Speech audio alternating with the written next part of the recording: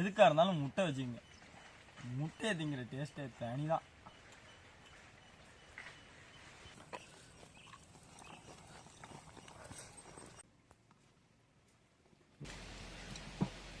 பார்த்தீங்கன்னா மீனுக்குள்ள நல்லா மசாலா இறங்கிடுச்சு.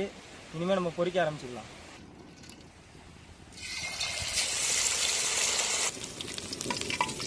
மசாலா கொஞ்சம் கூட வெளில எதுவும் இதாகல, ஏன்னா நல்லா இறங்கிடுச்சு மீனில்.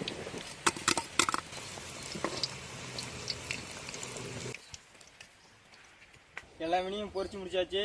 இனிமே இலைய போட்டு நம்ம சாப்பிட்றோம்.